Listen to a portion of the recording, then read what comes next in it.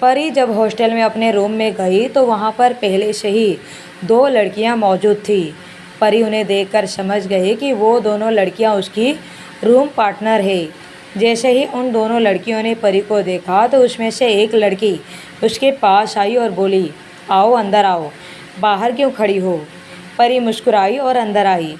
दूसरी लड़की ने परी की ओर नज़र किया और ये देखकर कि परी इतनी ज़्यादा खूबसूरत है, उसके मन में थोड़ी जेलस पैदा हुई। वैसे तो देखने में वो भी खूबसूरत थी, लेकिन मेकअप के साथ। पहली लड़की ने परी का सामान रखने में मदद की। परी ने स्माइल करते हुए पूछा, तुम्हारा नाम क्या है। सौम्या। और तुम्हारा। उस लड़की ने परी से पूछा। मैं परी। उसके बाद परी उस दूसरी लड़की की तरफ मुड़ी और उससे पूछी, तुम्हारा नाम क्या है।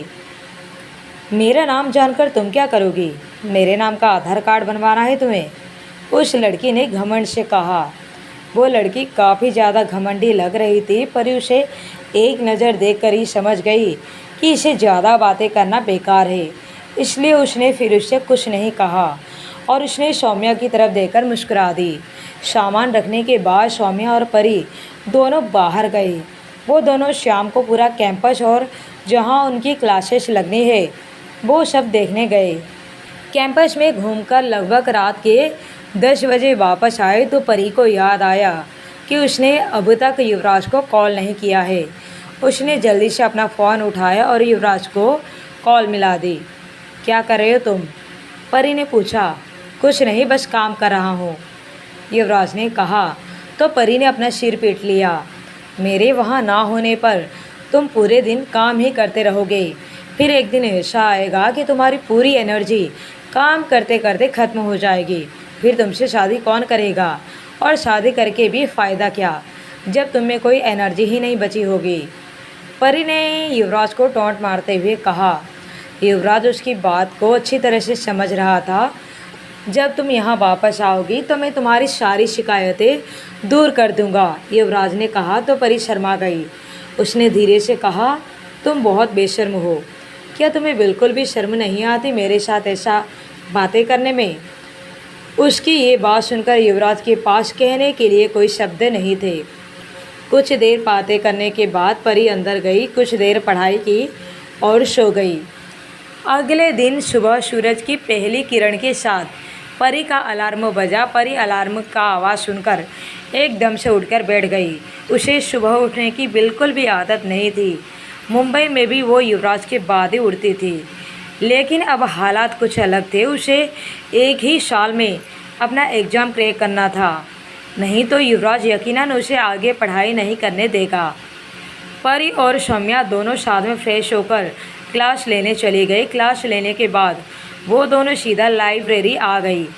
परी सीढ़ियों पर चढ़कर एक किताब निकालकर जैसे ही सीढ़ियों के लास्ट स्टेप पर किताब लेकर पहुंची तो अचानक से उसका पैर फिसला और जल्दी से उसने अपनी आंखें बंद कर ली, लेकिन उसे महसूस हुआ कि वो नीचे नहीं गिरी।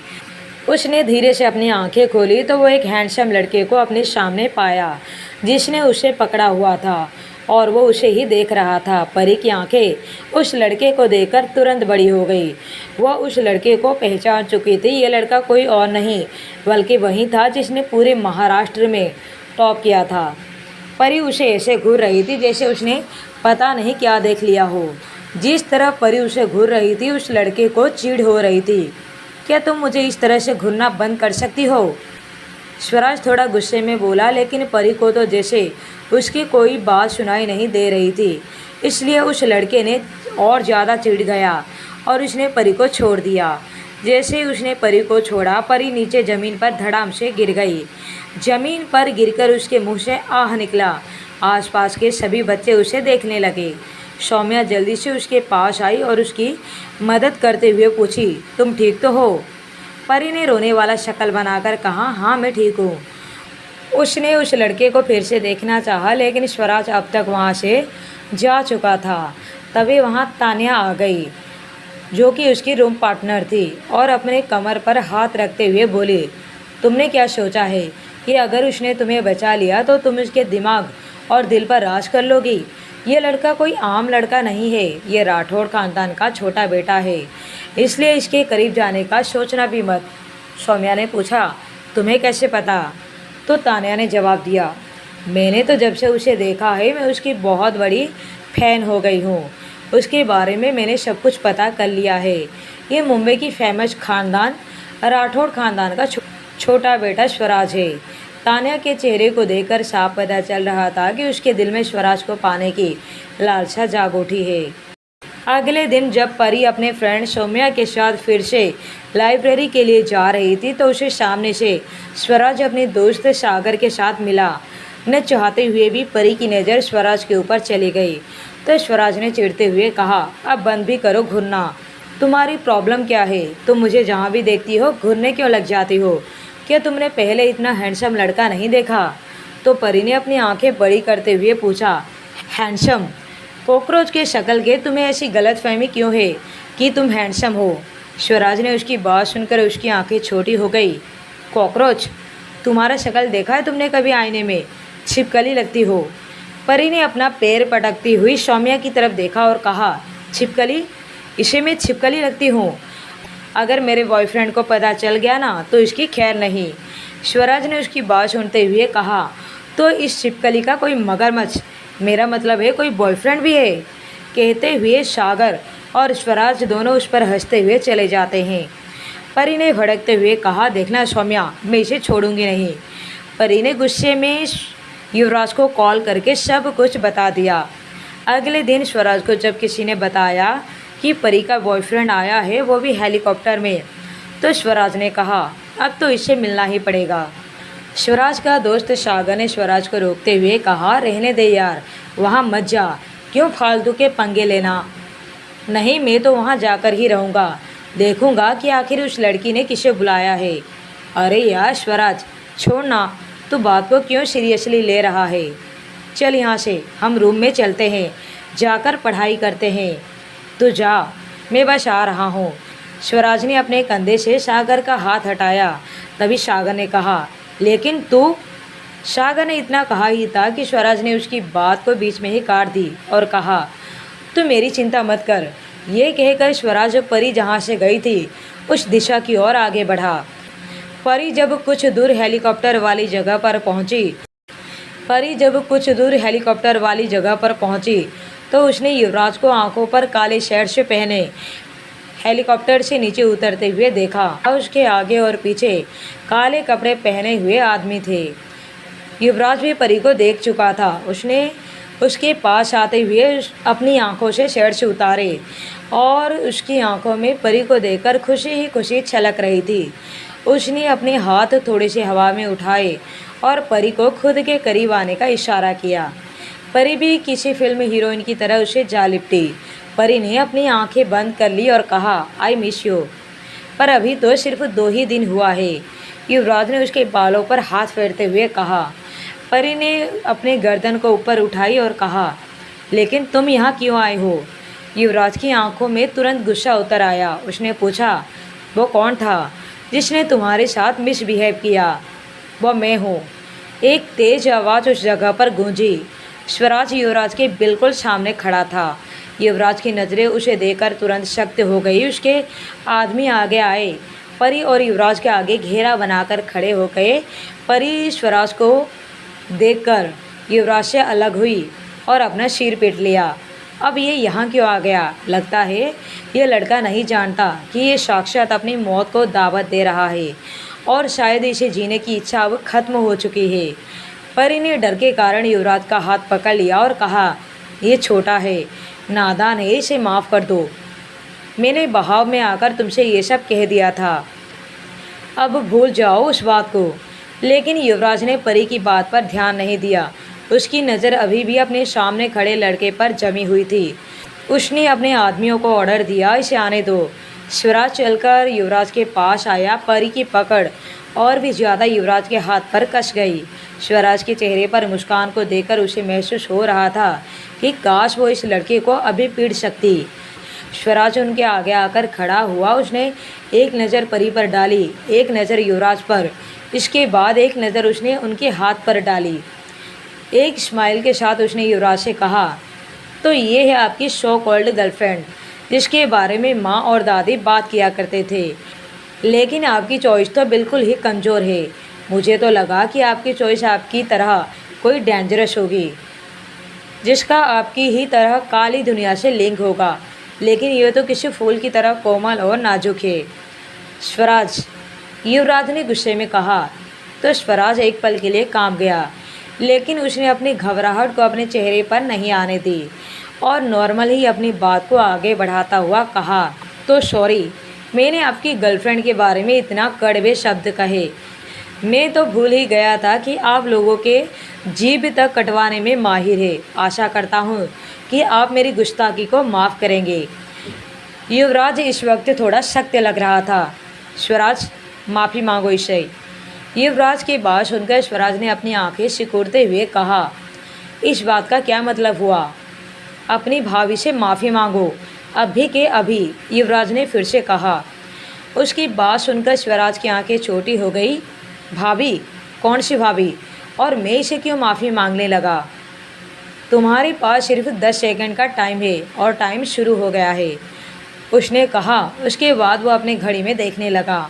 स्वराज ने घुरकर उसे देखा। जैसे जैसे वक्त बीतता गया उसके दिल की धड़कन बढ़ती जा रही थी। जब लास्ट में 1 सेकंड बचा, तब जाकर उसने अचानक से कहा, आई एम सॉरी, उसके मुंह से निकला। उसका एक एक शब्द नफरत से भरा हुआ था। उसकी बात सुनने के बाद युवराज ने परी की तरफ देखा और कहा, इतना ठीक रहेगा या कुछ और सज़ा देनी है तो भी बता दो।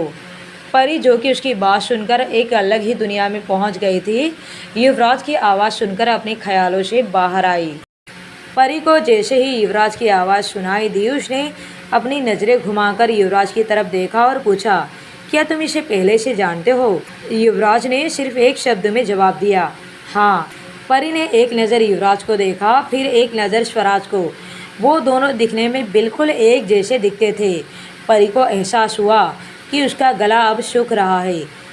उसने युवराज का हाथ जोर से पकड़ लिया। वो कुछ कह पाती इससे पहले ही युवराज ने उसकी बात को बीच में काटते हुए कहा, ये मेरा भाई है। परी ने हैरानी से अपना मुंह खोलते हुए पूछा, ये कब बना? बना नहीं, भाई है मेरा, मुझसे छोटा है। परी ने फिर से सवाल किया, लेकिन मैंने इससे पहले क्यों नहीं देखा इसे? युवराज ने जवाब दिया, ये यहाँ पर नहीं था। परी ने कहा, तो तुमने मुझे इससे पहले इसके बारे में बताया क्यों नहीं कि तुम्हारा कोई भाई भी है? इससे पहले कि युवराज कुछ और बोल पाता, स्वराज को उसकी बातें सुनकर चक्कर आने लगा था। उसने बीच में ही कहा, लगता है तुम्हें इनके बारे में ज़्यादा कुछ नहीं पता। इसके बाद उसने युवराज को देखकर एक व्यंग भरी मुस्कुराहट दी। युवराज ने उसे वार्निंग वाला लुक दिया। इतने में ही परी ने स्वराज को उंगली दिखाते हुए कहा, तुम चुप करो, मैं अपनी बेबी से बात कर रही हूँ। परी की बात सुनकर स्वराज उसे खा जाने वाली नज़रों से देखता है। परी ने युवराज के हाथ को पकड़ते हुए कहा, बेबी तुम बताओ। युवराज ने कहा, हम बाद में बात करेंगे, मैं तुम्हें बाद में सब कुछ बता दूंगा। परेशान होने वाली कोई बात नहीं।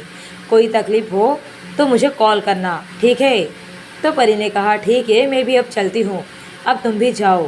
कहते हुए परी ने युवराज के गाल पर किस किया। स्वराज ने परी को किस करते हुए देखा तो अपनी गर्दन दूसरी तरफ घुमा ली और कहा, डिस्गस्टिंग। परी ने वहाँ से जाने से पहले स्वराज को घूरा और वहाँ से चली गई। परी के जाने के बाद युवराज ने स्वराज से कहा, उसका ख्याल रखना। स्वराज ने चिढ़कर युवराज की तरफ देखा और कहा, मैं आपकी गर्लफ्रेंड का कोई बॉडीगार्ड नहीं हूँ जो उसका ख्याल रखूँगा। युवराज ने नॉर्मल जवाब दिया, बकवास कम करो और जितना कहा है उतना करो। ये कहकर युवराज वापस अपने हेलीकॉप्टर में चढ़ गया।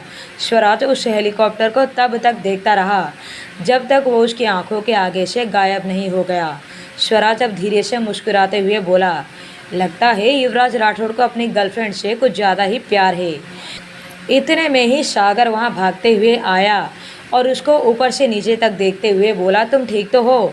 उसने तुम्हें कुछ किया तो नहीं? तुम कुछ ज़्यादा ही सोच रहे हो। मुझे हाथ लगाने से पहले लोगों के हाथ टूट जाते हैं। ये कहकर वो वापस जाने लगा तो सागर उसके पीछे पीछे आते हुए बोला, क्या हुआ यहाँ पर? उस हेलीकॉप्टर में कौन आया था? कोई नहीं, चल। स्वराज सागर का हाथ पकड़कर वहाँ से चला जाता है। परी वापस अपने रूम में आई तो वो काफ़ी ज़्यादा खुश नज़र आ रही थी उसको इतना खुश देखकर सौम्या ने पूछा, अरे वाह, तुम तो काफ़ी खुश लग रही हो। परी ने कहा, हाँ, मैं बहुत खुश हूँ। अच्छा, तो अच्छी बात है, चलो हम फिर से लाइब्रेरी चलते हैं। परी ने अपनी गर्दन हाँ में हिला दी। इसके बाद दोनों लाइब्रेरी चले गए। यहाँ मुंबई में कमिश्नर के घर के आगे एक कार बिना रुके उसमें से एक आदमी को बाहर फेंक दिया और चला गया।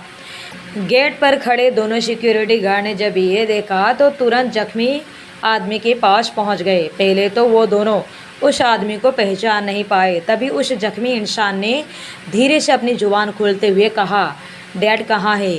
जब उसकी आवाज़ सुनी तो उसमें से एक सिक्योरिटी गार्ड ने उसे तुरंत पहचान गया। छोटे साहब आप?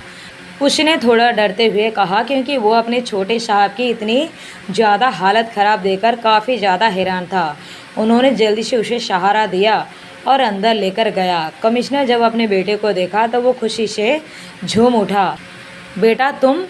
कमिश्नर ने खुश होते हुए पूछा।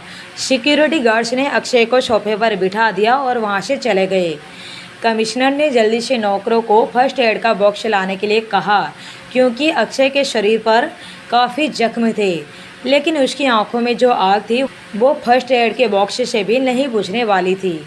अब आगे की कहानी जानने के लिए इसी तरह बने रहिए माय डेंजरस लवर पर।